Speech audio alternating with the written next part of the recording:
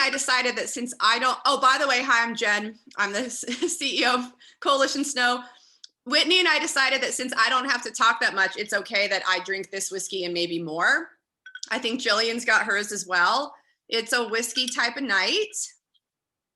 Hey, Slew. All right, so it looks like I'm checking out this poll. It looks like we've got 38% starting out, 45% pretty confident, 2% I fucking own this shit. That's right. My skin is looking glowy. Thanks, Sarah. Part of that, I've got 2 secrets to glowy. First, it's the Paris filter, number 1, on the stories. Number 2, you might be seeing the results of my triple serum from Glossier. I maybe had like a little, you know, Black Friday splurge with my triple serums. That's a post 40 thing where you feel like you got to put a million things on your face because you start noticing all the wrinkles and the things. But I appreciate that you see that. Thank you. Okay, I'm gonna keep letting people in. I'm gonna do my best to not forget to do that. Before we dive into the topic at hand tonight, which is route planning, backcountry skiing and snowboarding, I just want to take a minute to talk about what happened today in our capital. And so anyone who's been following Coalition Snow would know that of course we would talk about this and we wouldn't not talk about it. And the thing that I want to say is that obviously it's really upsetting and jarring to what's happening in this country. Also, it's an absolute fucking shame because there would be so many dead bodies if those people were Black, but they're not. So we had protesters at the Capitol who were allowed to just hang out in government buildings and kick their feet up on the fucking desk and steal podiums and take mail. And only 14 people have been arrested. And I'm pretty sure that when I was at the BLM riots here in Reno, I got tear gassed and rubber bullets were shot at me pretty fucking fast. And that didn't happen today. And that is racism and that is white privilege. And so just because it's 2021 and just because we have a new administration doesn't mean that shit's resolved in this country. And what we saw today is like absolutely fucking disgusting. So that's what I want to say about it. I'm really proud of our government that they're actually back in session right now to certify the election. And that I think that makes a big statement about our entire government saying like, we will have a new president, but I'm terrorists, not protesters. Agree. I'm air quoting this protest is a fucking bullshit. Domestic terrorism, racism, white privilege, and a president where we should be invoking the 25th Amendment. That's what I have to say about that. I will talk more about this anytime. You know where to find me on the Clubhouse. I also made a statement on our stories today. I'll talk about this shit ad nauseum. I'm gonna move on now. For anyone who just joined, say hello to us in the chat. We launched this poll about your comfort level in the backcountry. This is our second installment of the Backcountry Beta Series, which is a virtual event that we started in partnership with TREW Gear. And one of the reasons why we wanted to do this is just another way to sort of build community around people who want to recreate safely and want to have fun. It's really important to note that everything that we talk about tonight and everything that we talk about on the Clubhouse and in any of these series in no way replaces formal education. We highly recommend that if anybody's going to go out into the backcountry that you do get your ARI level 1 at a minimum, beacon shovel probe, and that you know how to use it, that you go out with partners who you trust, and that you're making good decisions. So this is really an event where we're going to build community, have a safe place to ask any questions that you want to ask, learn from people who are incredibly experienced backcountry skiers, and ideally just walk away from tonight feeling a little bit more confident about getting outside and feeling good that no matter what level you're at, that the outdoors are for you, and that you don't need to be an expert skier to backcountry ski, but you certainly do need to educate yourself and make good decisions. So I'm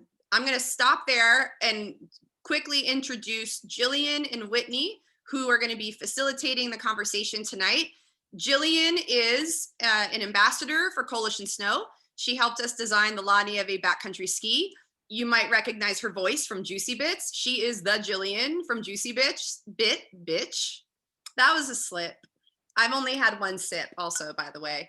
And she also backcountry skis pretty much 12 months a year and has been all over the world.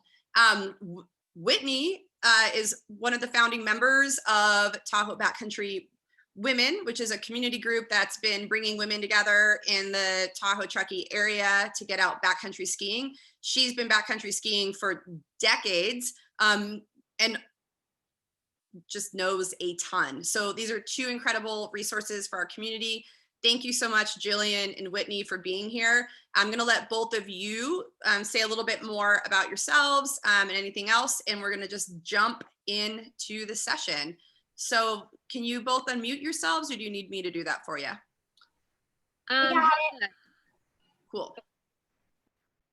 Hey, everybody. Yeah, welcome. Super psyched to see everybody from all over the country and locally. And thanks to Jen for putting this together because it's really cool. And yeah, as she said, I've been backcountry skiing for decades, which means I'm really old. And when I go out with Jillian, we have a little game that we play, which is like, how many times will I reference the 90s, which is a lot. So the 90s to me is like some pioneering golden age of backcountry skiing, and apparently I talk about it a lot. So yeah, I've been around a while, and my experience goes back to 1991 was my first backcountry trip. So that's me. Jillian?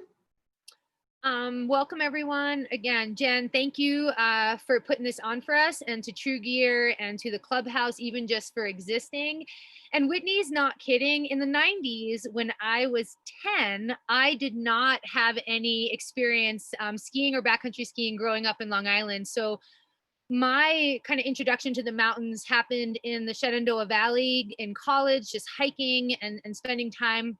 And then what brought me out west and landing here in Tahoe was just as a recreational snowboarder, turned splitboarder, turned skier, turned backcountry skier. And so for me, the learning curve, I've kind of always embarked on something, you know, new in different chunks of my life. And that to me, I just find great joy in that. So for so many of you confident in backcountry skiing, new to it, there's always so much for us to learn in the mountains, and the mountains teach us so much. And we also look for mentors. And I'll say that to the two fabulous humans to my side here, mentors in life. And that's one of the, if you get nothing else from me tonight, I would say look for mentors for yourself in the mountains and aim to be one yourself.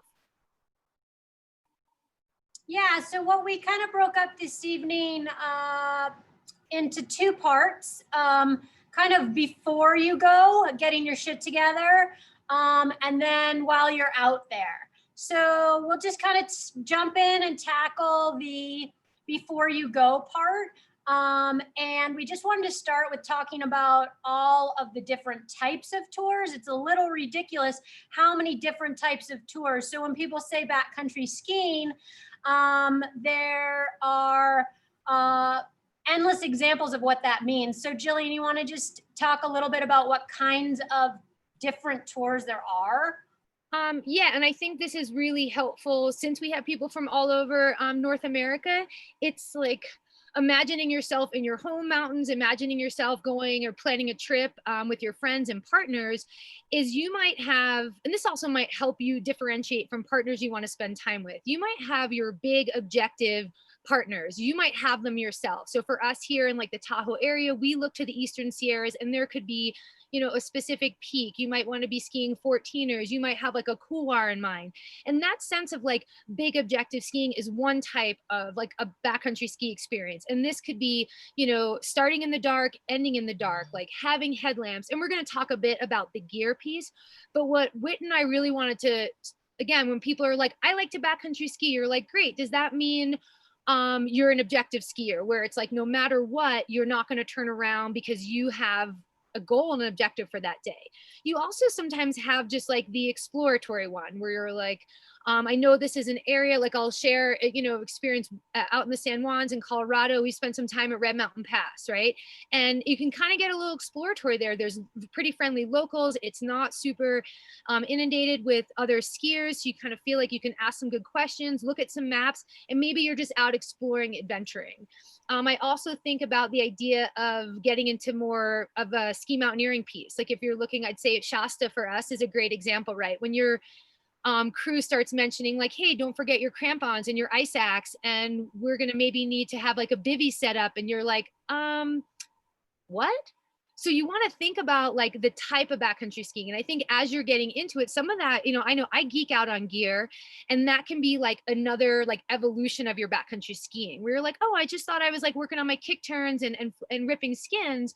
But you want to be able to decide what's the type of tour that you want. And you think about, again, local and out of state and how that varies. And then also within that, like the kind of groups and partners you like to be with. Sometimes it's like Whitney and I ski pretty often together, and I call her with a specific plan purposely because I know she's gonna, she's up for adventures and like skiing into Manzanita when I sometimes suggest things that are a little, they're not quite in yet.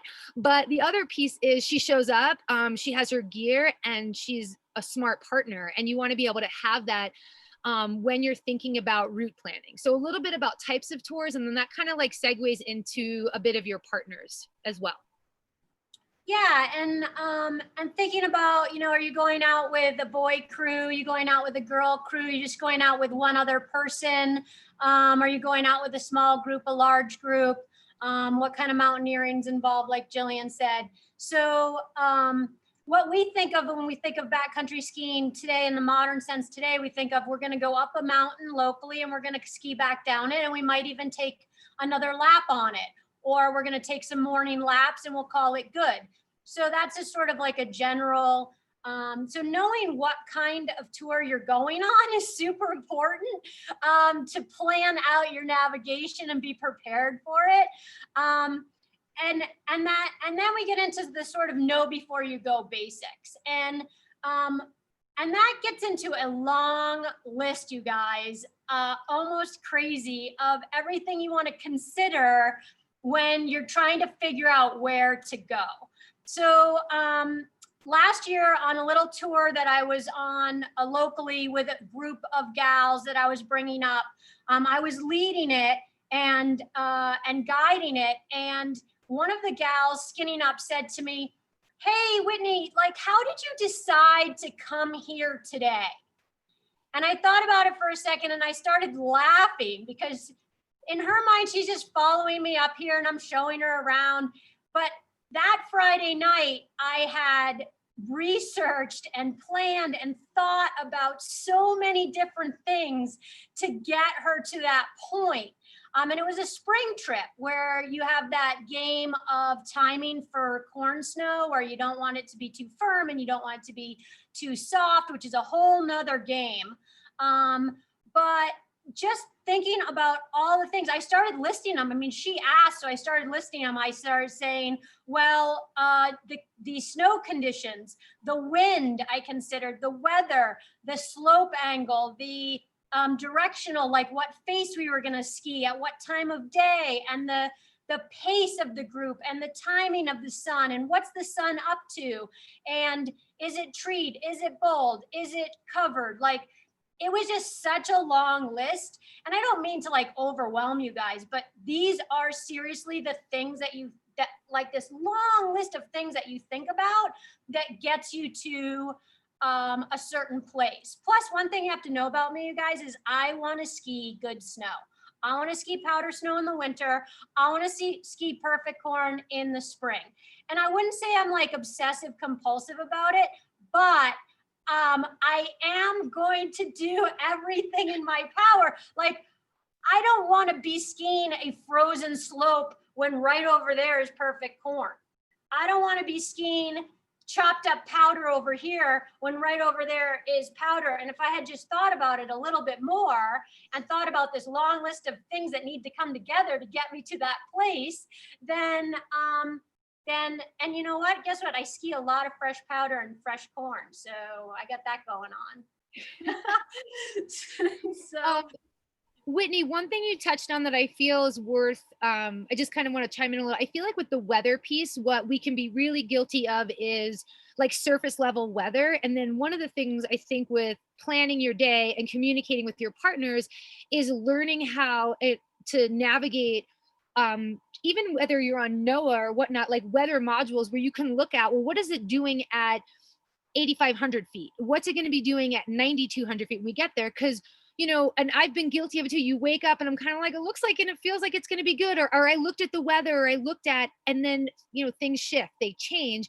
And this also goes back to your partners and planning. Sometimes you have your humans that are with it, they're fine. You're getting blown over and you're like, all right, we'll do one more switch back to the rock. We'll turn over. We'll, you know, kind of have our safe descent here. And this goes also into planning and knowing your route so that you might have your objective or your plan for the day. But then if weather shifts on you, and that kind of goes also into those, some of the red flags, right? If all of a sudden the storm comes in way heavier, way lighter, way thicker than you thought. And so a bit on the route planning definitely goes into diving into weather like a little bit deeper than you think you need to.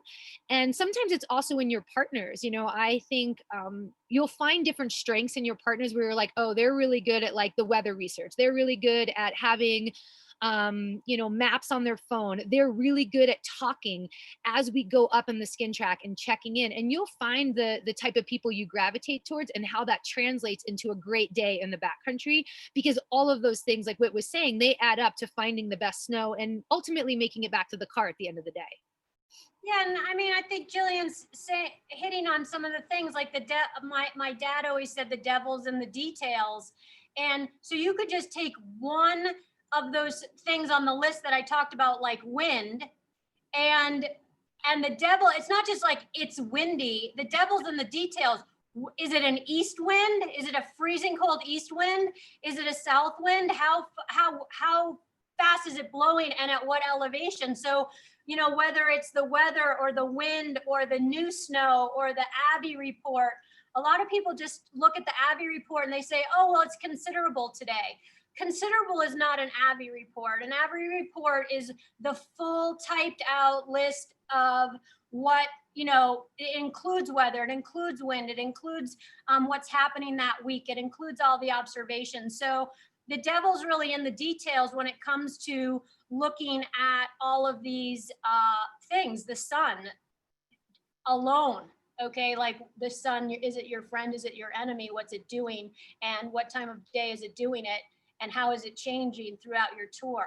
So, so I guess the point is there is a lot to consider, and there's a lot to research, and a lot of that can be kicked off fast, you guys. It can be kicked off just by looking at your local avalanche report. The avalanche report will include wind, weather, snow conditions, and a lot of these types of things, current observations. But it can also be kicked off getting into our resources of your CalTopo maps, your Gaia maps, your online research, your apps that you have on your phone, your weather apps. Like this stuff, we're talking about it at sort of at length and in detail, but it should be sort of automatic and like quick. Like these are the things that you're thinking about. So if Jillian calls me or another partner calls me and says, where do you want to go tomorrow? That's a loaded question. Like it's not, you know, and honestly, if you're young and you don't care and you're just like, let's just go somewhere, then it doesn't matter. Like just go and have fun and whatever. But there is some tips and tricks to it if you're willing to just do some quick research to get the goods. I just want to add one thing there too, is that I think everything that you're saying, every day you just check on these things, whether you're going backcountry skiing or not. You're just looking at the weather every day. You're looking at the avalanche report. Like if you just make this part of your daily routine, then that's how it becomes quick. And that's how you know what's going on.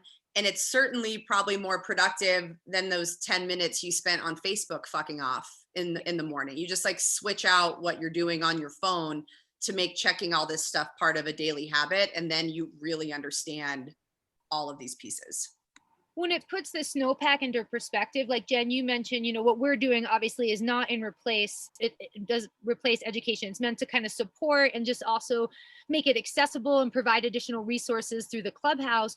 But if you're paying attention to it, you know, all season from the start of the first snowfall, you understand if there is that persistent weak layer, or what it means when the storm's going to come in again, really heavy or really light, or so it's not so much of a surprise just looking at it. And it goes back to Jen's point of, yeah, you get the education, but you have to get out and practice it and use it, and keeping those field notes, and whether even on your phone or in those like great little, these, I think they had them in the 90s, Whitney, they're like the little blue books that you write in with the waterproof paper.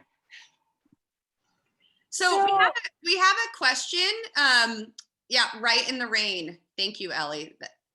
That's exactly what it is. Alexa has a question in regards to this conversation. What are the major red flags to look for in the weather or an Abby report? Yeah, so I think the wind is something that people forget about all the time. And I even forget about it. And then I get out there and I was like, the wind. But the wind's super important. Don't overlook the wind. Don't underestimate the wind. Get to know the wind. Have the wind be your bestie. In terms of a Abby report, obviously what's called a persistent weak layer is your most dangerous. Your persistent slab and anything that includes the word persistent is no bueno. So those are the types of things that careful route planning is required. In terms of, yeah. I'm curious what you think about this, because I would think with the wind, what often, and this might, sometimes it seems obvious, but often it's like the wind brings, you know, it's like brings the storm, right? And you might be out on a perfectly peaceful day, but I feel like one of the red flags with the wind that brought the new snow in, that's going to create like your epic day, is going to be the wind loading. How and then going with that persistent weak layer. And it's funny, both of you, we were all out just in the last couple of weeks together of like, hey, we don't want to get on top of that, because the way the wind came in, it's kind of like those rollovers, those concave and convex ones that can carry snow and kind of create those trigger points. So one of the things, yes, all the red flags of new precipitation, rapid warming, and the things that come in our mind from our Abby training, but it's also when you're out in the terrain, you have to be looking for those features. You're like, oh, it's a pristine day. So it's bluebird, there's no new precipitation, there's not a drop of wind, but whatever the wind did during the storm creates and alters the feature. So you might be going back to a line that you've skied before. And this is something that I've tried to really embrace, because my husband happens to be a mountain guide, and my early introduction was a lot of time kind of just following and like listening and sort of just trusting. And there's something to be said for that. But then there was that piece of like, I need to go out and figure these things out on my own and with other partners and friends. And there's some risk in that. But you go back to the same line that you skied several times, and the way that the sun or the snow and the wind has changed something, it's not going to be like the last time you skied it. And so I think those pieces within that red flags, kind of to touch on that question, you might see it in the Agri report, but you need to be looking for it when you're out in the field too. And you can do that through, I think we're going to touch on this a little bit, but like your observations when you're out touring relates to everything we just kind of touched on, but even just your little mitt test as you're going up. Or you'll notice, you know, there's a ski we like to do here in Tahoe where you primarily skin up like on a south facing, and then you can wrap around and all of a sudden you're north facing, and you're like, okay, north facing treed, powder, check, like all of that is good. But on the skin up, it was a very different, you know, experience. So I think all of those things come into play, especially within the Abby report, of looking at the aspects too. What aspect do you want to ski? Because one might be considerable, one might be a little bit lower risk. You have to also think about managing your own risk threshold. And that also goes back to kind of being young, potentially knowing your partners. You could have that wild card that just wants to come along, and it's okay to vet people. It's okay to not want to go out with people that don't have batteries in their beacon and are kind of like, no, it's cool, I watched some YouTube, or like my uncle's a skier. You're like, no, we will see you at the bar later. But it's perfectly okay to vet those partners, because it matters to have people you trust out in the backcountry for sure. Yeah, and one of the things that Jillian said that is one of my mottos and my mantras that I use all the time is every single day is different. Even if it feels the same, it's not. So it's amazing how, especially when you go out several days in a row and you're just like, I was just here yesterday. Oh my God, it's changed so much overnight. It's crazy. So each day is like a snowflake. No two are the same ever.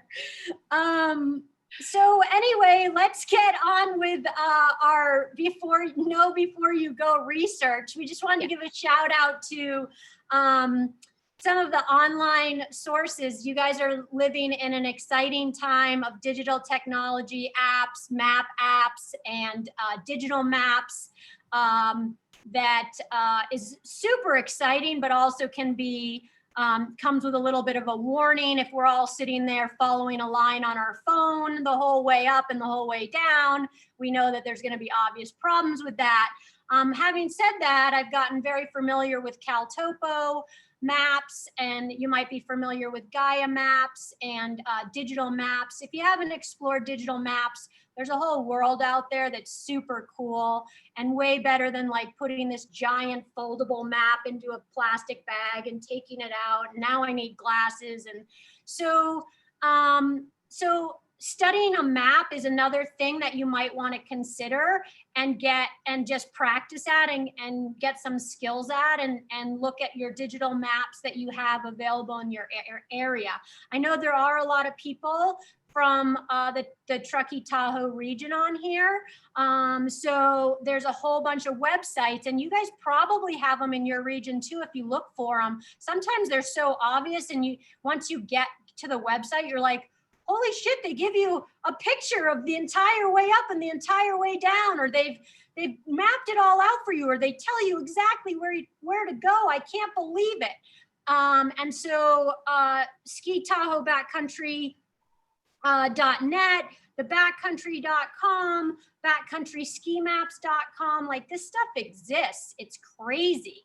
So if you haven't spent some time online researching these sites, both digital map and like online tour guides, basically, where they're telling you areas to go and how long it's going to take and the difficulty, and they'll tell you almost everything, at least in Tahoe, and you guys can chime in. You could even put it in the chat if you live in a different state and you know of a website or you know of an online resource that tells you like about tours. And so doing some of that research too, obviously could help a lot. So we kind of have a running joke that like, shh, don't tell anybody. Like, you know, is there any such thing as a secret stash anymore? I honestly don't think so. But when we ski one, we're like, oh, don't tell anybody. And then you go online and it's like all mapped out exactly where to go. And you're like, oh shit.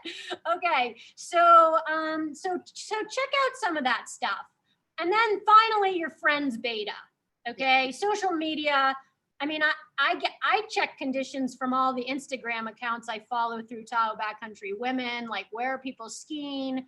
Does it look good? I mean, you got to be a little careful with that because everybody makes everything look good on social media.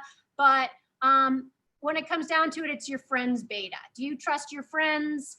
How much do you trust your friends? How much do you trust their beta? And how much information are they willing to give you? So lots and lots of places to get information if you go and look for it. And a couple of things that I've noticed emerging and kind of getting more popular at even at like resorts and areas or travel is you'll have access to guides. And I definitely encourage, and I think it's awesome to support guides, go out with guides. It's actually something we can mostly do right now, even in like the COVID world. And they love to talk about they want to geek out on snow science. They want to talk about what they're doing. That's like why they want to be paid to take people out and like share that experience. So I think there's really value in whether you're like looking to plan a trip, you yourself, or you're like, wow, well, at our local mountain, I'm going to enter that scholarship to try to get out with some guides and just ask them some questions and do some of the field work, because there's a tremendous amount to get from people in the field that have the knowledge that want to share. And I think that piece also comes down, a couple of the trips that I've done, one of the things that I was really surprised about, and it felt obvious, really came down to people wanting to know like what they need to pack, how they decide on the tool selections, and what it looks like when they're getting ready. And again, it's something you kind of take for granted, and you're like, all right, so we've planned our type of tour. We know we're going exploratory. We spent some time looking at maps together. We practice with the maps, like our phone is charged because that's going to be our resource. Maybe you took some screenshots, because nothing worse than being out in the field, trying to rely on that as a navigation tool, and then you're, don't have battery. And so then you're like, well, what are we going to bring and what are we going to pack? And I do think it's, again, forgive me for repeating myself, it feels obvious, but you need to be on the same page. Like, when are you leaving? Are you leaving early? There's nothing worse than being ready and dressed at 6 a.m. and getting a message at 6:45 that your partner is like running late. And you're like, all right, because an early start, one, it means a really good, potentially like objective for the day. You've got a lot of time. It gives you a little buffer. Because one of the things also you have to think about is like what you need to bring based on your group's energy level. And so before you go, if you're like, hey, we're bringing skins, we're bringing ski crampons in the spring, like we might actually need crampons. Are we bringing ice axe? Are we going to do some observations while we're out there? Do you want to bring your snow saw and your whole snow science kit? You could go out on that kind of tour too. And there's the pieces related to, do you feel confident like assessing slope angle? Talking about going back to like Abbey Danger and Abbey Report, it's kind of important to be able to look at a slope, and usually the more fun the slope looks, the higher Abbey concerns that will be existing around that on like on a good fresh day, depending on the type of the slope. And so when you're packing, you're kind of like, all right, are we going to be out for 1 lap, 2 lap? Do we have enough food? Do we have enough water? And then I also think I've probably spent too much time trying to do this, is dial the transitions. I want to be comfortable in my layers. I want to like whip out a down jacket or a shell. There's nothing worse than getting cold.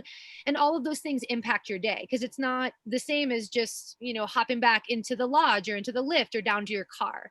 And so the other pieces, sometimes you're just like, we just need skins, we need some water, we're going out for a short tour, and everyone's on the same page. And then also first aid equipment and things related to basic gear equipment. I can speak as a split boarder. I did that for about 8 years. And part of what really turned me off to it was constantly frozen and failing equipment. And I know it's improved since then, but if you're out with a group, do you have enough tools to help people out? If someone breaks a binding, like what's the plan to get down and skiing? And these are just things I've seen and experienced over the years, and they alter the day. And again, when you're kind of as strong as like your weakest link, and you're as fast as your slowest skinner.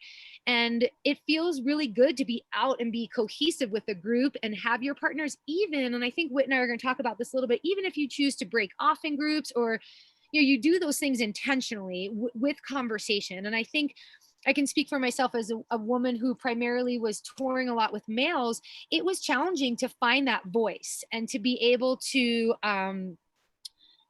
just kind of assert when I felt, whether it was my intuition or whether it was a question. And there were pieces that I was like, oh no, wait, I have value to add here.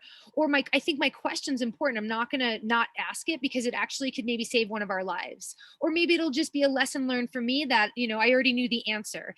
And so in that sense, it's great. You do the beacon check at the trailhead. You make sure people have food and water. You're not forgetting gear and layers, and your first aid kit, and equipment, sun management. All of that stuff matters, especially just for packing and getting ready. Yeah, so just to sum up a couple of secret tips that aren't secret anymore is do all your research, but also in the winter time, you're gonna wanna ski on the north side. Okay, kids? And how do you find the north side? You figure out where the north is, and you look at the trees and you see that the snow is still on the trees. and that's where you want to ski. It's also probably the highest AVI danger. So I say that with a grain of salt. And then in the spring, you want to ski on the south side and or the west or east, of course. West, we don't want to forget about our west and east, but these are just like you just start there and then figure out where you're going to go. So we're almost ready to talk about going out on your tour and navigating your tour. Really, we've just given you a ton of things to think about when you try to pick and choose partners and where to go. There is a question, and I love that you guys on the chat have listed so many resources, and yes to CalTopo. I'm a huge fan of CalTopo, and CalTopo can work. It doesn't have to be California. And then I love that you guys listed tons of other resources there. So that's super cool. And then somebody asked about a bra, which is like a random question, but super important, about it getting kind of sweaty. And I love that you guys are responding with what you like. Since that's the layer that's touching your skin, it is super important to have it be made with either wool or a synthetic material. Moving Comfort makes some really good ones, so I'll throw that in there. Or Ibex makes a wool one. If you just want wool, a wool sports bra, that works too. And I love that you guys are all jumping in with your answers to that question. So expectations for the day are super important. Getting everybody on the same page and talking about your expectations for the day. Okay, like you going big, where are you going, what equipment you're bringing, as Jillian said. If I go with Jillian and we have this expectation to do this south-facing, really firm slope in the morning, and one of us forgot our ski crampons, then guess what? We're not doing that slope. Or someone's going to be miserable or scared or slipping or slide for life or whatever. So just communicate with your partners and say, hey, are you bringing your ski crampons? Are you bringing your regular crampons? You know, depending on what you're, again, depending on the type of tour you're doing. I also like to ask directly to my partners who I'm planning on, who knows where they're going? Okay, it sounds like a weird question, but there's different kinds of leader. Like I encourage everybody to take a leadership role and have a voice somewhere on your tour. And that comes from like spending a lot of time chasing people around and not having a voice and just being like, oh, you know where you're going? Great, I'll follow you. So I do encourage you to be involved and use your voice based on your research that you did. But I also like, does someone actually know the way? That's an important question. And if the answer is no, that's fine. But then change your mindset to, we're having an adventure. We're going to use our map skills. We're going to communicate a lot. We're going to explore. We've acknowledged that nobody really knows where they're going. Nobody's been there before. Or maybe your partner's like, yeah, I was here like 10 years ago. Or maybe your partner's like, yeah, I ski here all the time. You're like, great, you know where we're going. You're taking the lead on like on the actual terrain. So there's like different kinds of leadership roles you can take while you're on your tour, but find out who knows where they're going.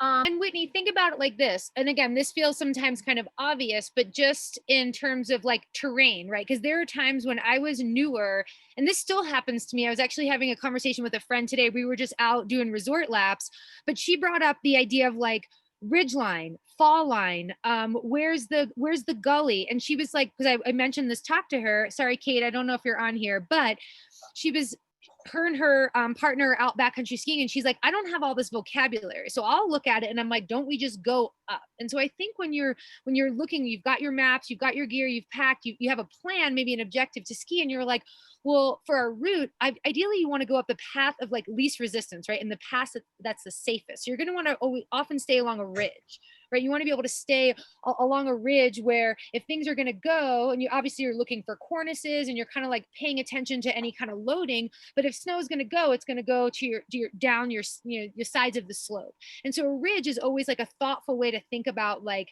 ascending.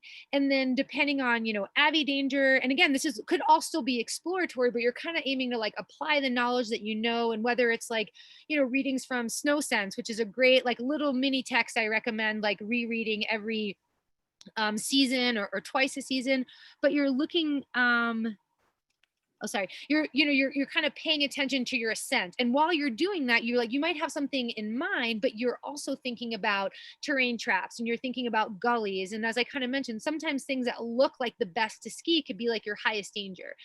So are you with people that manage their risk well, where they're willing to be like, I'll do a ski cut, you keep your eyes on me because we're going to ski this slope, but you notice it goes down kind of into a natural avi path.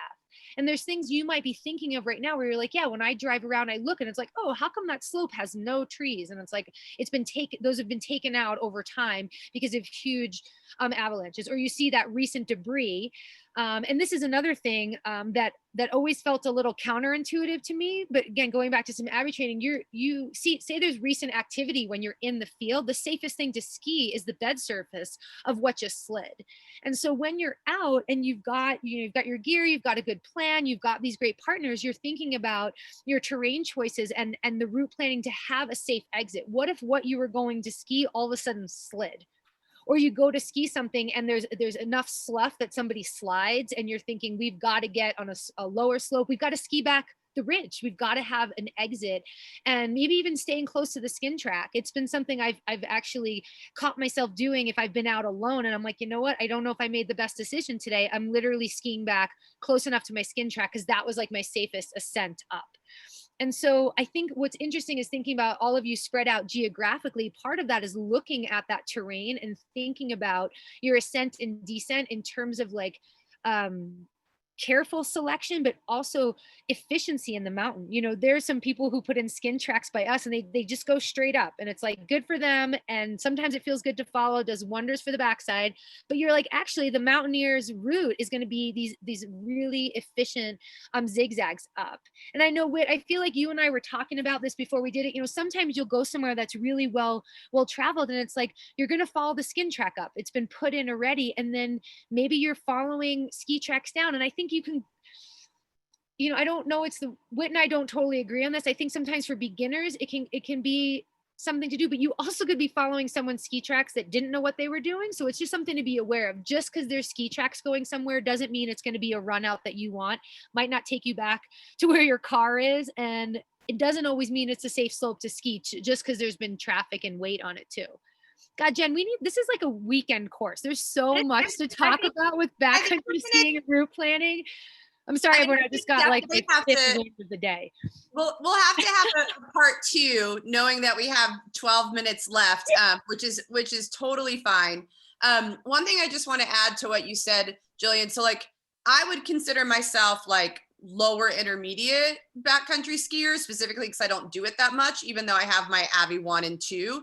And Jillian and I went out last week, and this year I'm going to do it a lot more because I don't have to work 70 hours a week anymore.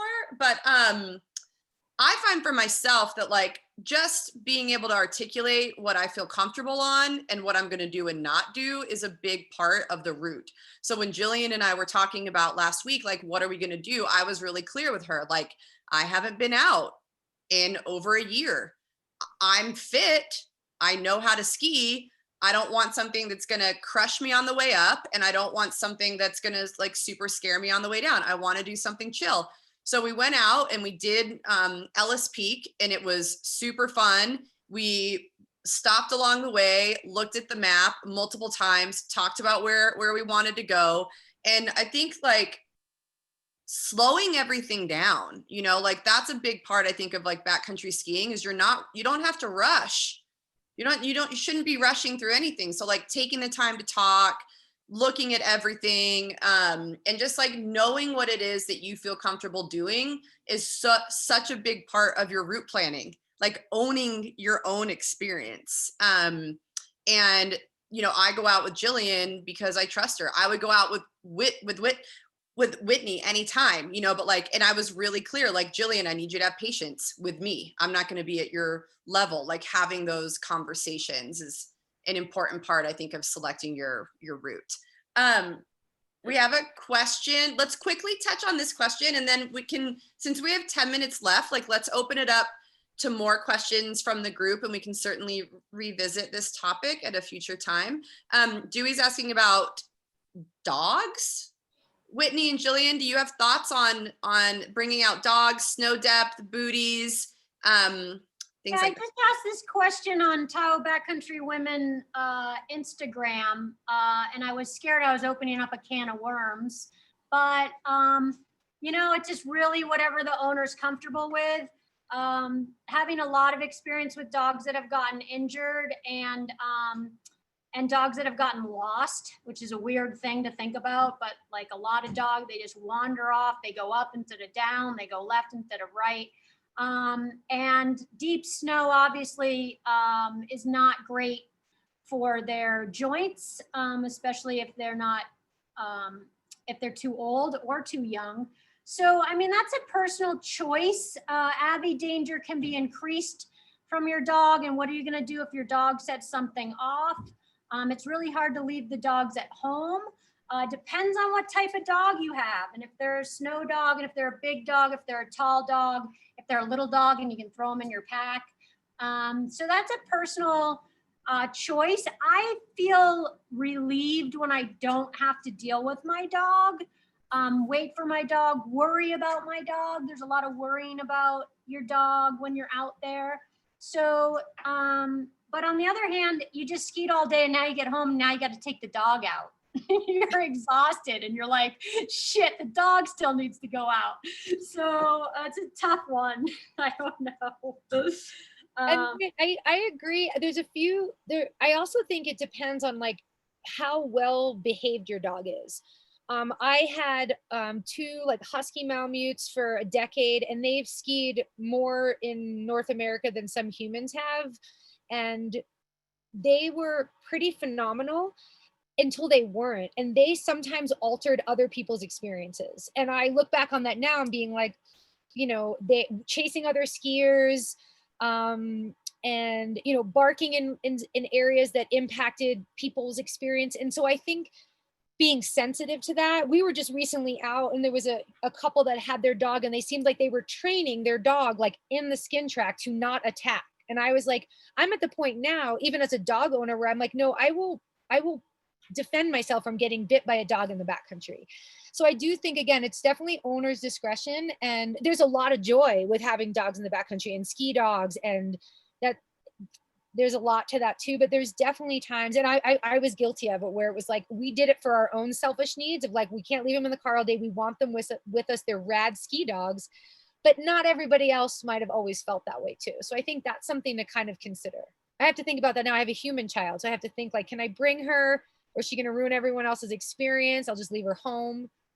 No, we don't do that yet. So yeah, she's not old enough for that yet. But I know that we are running out of time, and there was like this other part, like how to navigate and route find when you're out there. And I know Jillian talked about it a little bit with terrain features, but I did want to say one thing about it. And it kind of has to do with the new digital maps on your phones, and you're using your phones out there. You can, in this day and age, really get sucked into your phone and following that Gaia line or that Avenza line on your phone. And the most important thing when you're in the backcountry is to observe your field observations, looking around. And so nothing can replace looking around. Where are you in reference to the lake? Where are you in reference to that ridge? What's that big tree right there? Is that a marker? What if a whiteout came right now Would I know my way back down? What? Oh, wow, look at that, looks really steep right there. Is that what we're gonna ski? What's the snow doing right now? What's the sun doing? Oh my God, the sun is so much hotter than I thought it was. Oh my God, there's rapid warming. All of these things could get seriously overlooked by the modern technology of, am I on the route on my phone that I'm supposed to be on?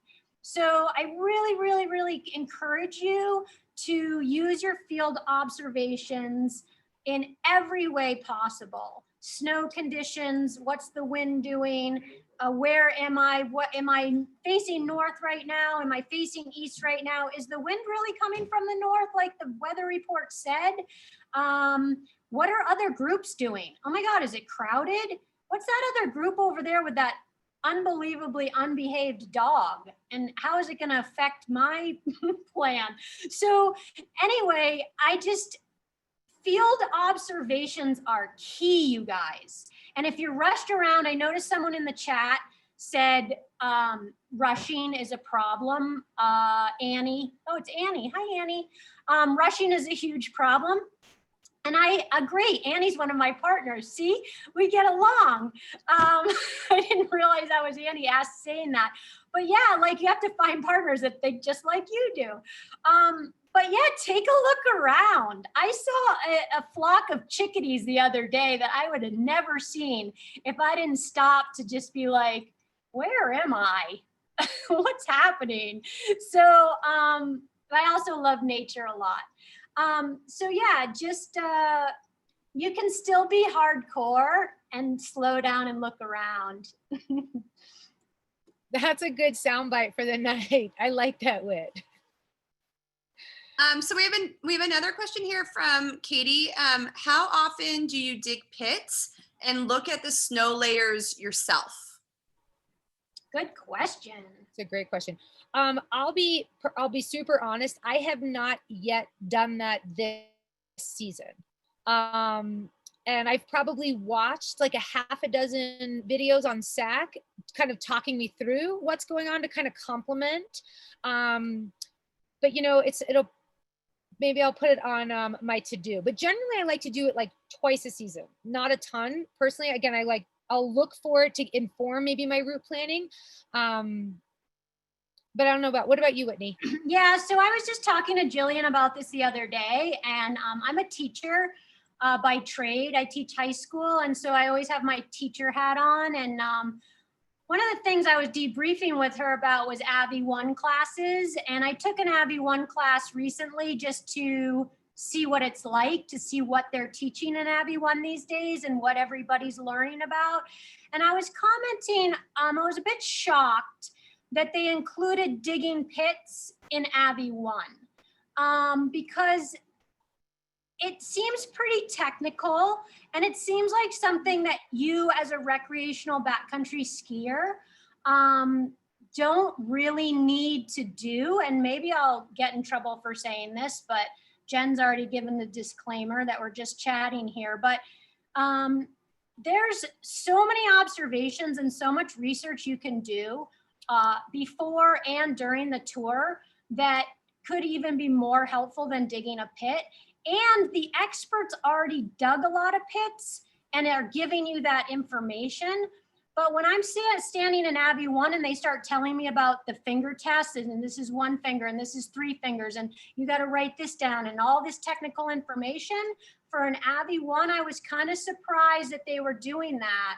I like to dig a pit as practice for how to dig a pit.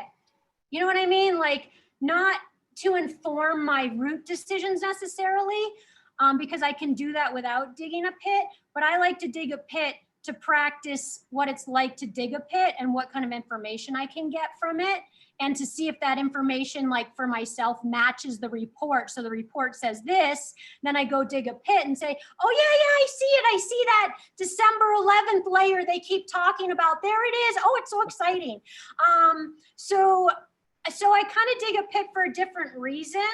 And maybe if I'm out of state or out of country, So I feel pretty good because I can track storms and track things locally.